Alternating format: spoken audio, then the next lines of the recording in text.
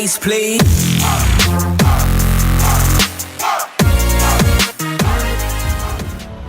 What I admire the most about myself is the determination that I have when I put my mind to do something. Like I don't let things scare me, like regardless of like if like there are people in my life who've done it or not. Like I don't let that determine my decision. I just do it and trust God. Like as long as I know that God is with me. Of course, I just don't do stuff because I feel like I can do them. I do them because yes, I can do them, but also God is going to be with me, and that's what I admire the most about myself. Like the determination that I have to do things as long as I know that God is with me, regardless of what I've seen people succeed or fail at whatever it is that I'm deciding to do. I'll say I came to a point, I'm really proud of myself now, where what people think doesn't matter to me anymore, you know.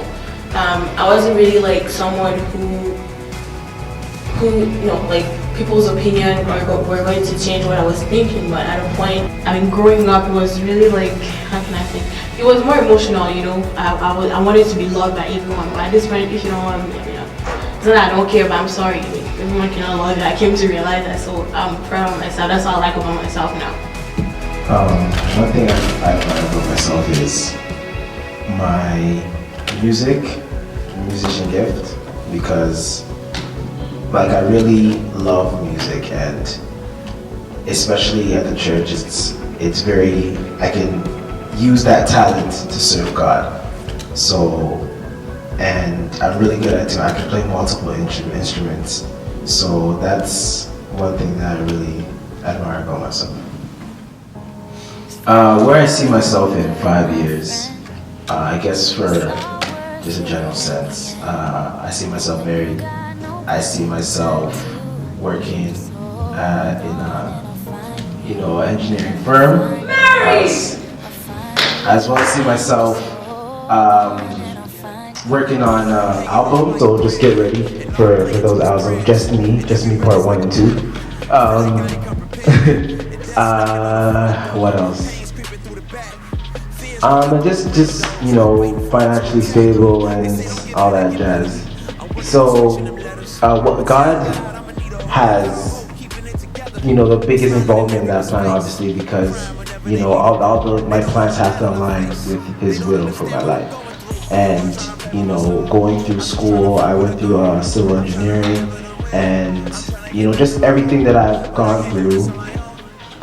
I believe it's aligned with God's will in my life. So He's really controlling what I expect, in the next 5 years. In terms of spiritual goals, I'm already part of a church, and I'm already serving with my gift of music. And just to really take that to the next level, I expect like praise and worships, and just to be like a concert thing, like every Sunday or every time we get on stage, for something to happen to the congregation.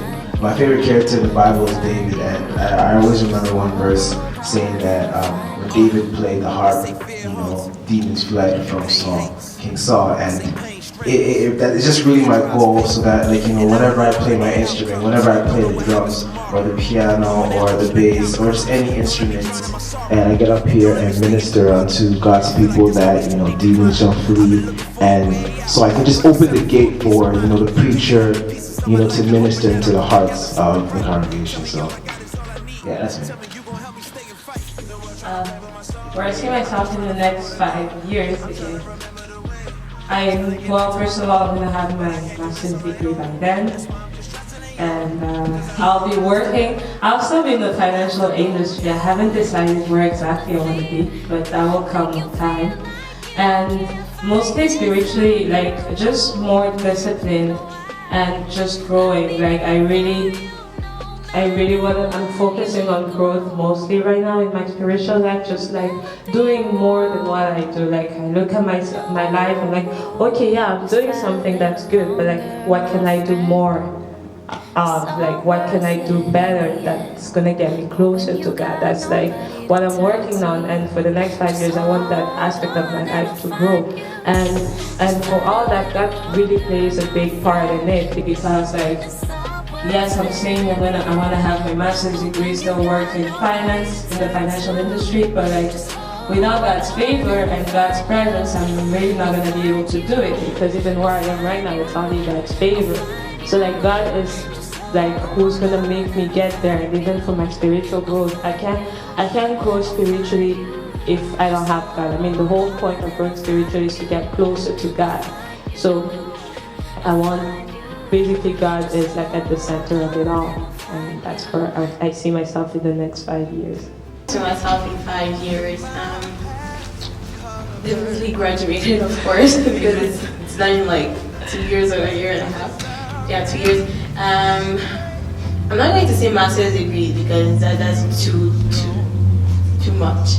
So I'm going to say working but traveling a lot. You know, that's my dream. Like having that job that doesn't allow me to rest. You know, I'm here today but I'm there tomorrow. So that's really where I'm going. I want to be by God's grace. And spiritually, I'm going to say what Elton and I said. I'm also seeing myself growing, because you cannot just be like, oh, I want to be there if you're not growing. You know, it's like it's part of the human nature. So growing, and also I'll say God. With school, I've realized that when I go closer to God, that's when my grades, that's when my school life, that's when my entire life goes back to normal. You know, it's on a normal trail. But when I'm just doing stuff on my own, I can't do it literally. And I had the experience last year, and I did the comparison with this year, and I realized that it was completely different. So really, just giving everything to God, and then I'll stop just doing stuff on my own. Just letting God just talk. Why are they harder to close? These are so cooperative. What do you have about yourself? 5, 4, 3, 2. What I admire the most